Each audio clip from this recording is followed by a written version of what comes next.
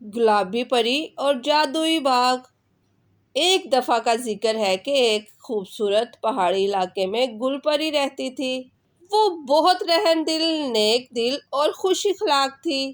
گلابی پری کا ایک جادوئی باغ تھا جہاں ہر رنگ کے پھول کھلتے اور وہاں آنے والے ہر انسان کا دل خوش ہو جاتا۔ گلابی پری روز صبح سورج نکلنے سے پہلے باغ میں جاتی، پھولوں کو پانی دیتی، گیت گاتی اور پرندوں کو دانہ ڈالتی۔ اس کا جادو صرف خوبصورتی میں نہیں بلکہ محبت اور خلوص میں تھا۔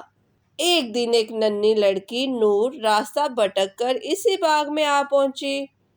وہ بہت اداس تھی کیونکہ اس کی ماں بیمار تھی اور دوا خریدنے کے پیسے نہیں تھے۔ گلابی پری نے نور کو دیکھا، اس کے آنسو پوچھے اور اس سے رونے کا سبب پوچھا۔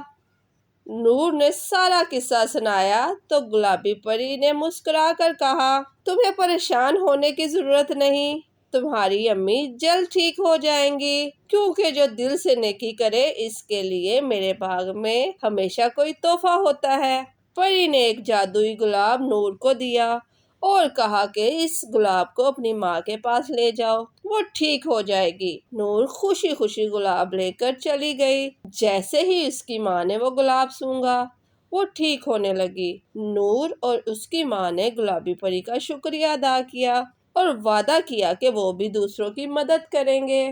اس دن کے بعد گلابی پری کا جادوئی باغ مزید روشن ہو گیا کیونکہ اس نے ایک نیک دل کو خوشی دی تھی، کیونکہ نیکی، خلوص اور محبت سے بڑی طاقت ہے، اور جو دوسروں کی مدد کرتا ہے اس کی مدد ہمیشہ اللہ کرتا ہے۔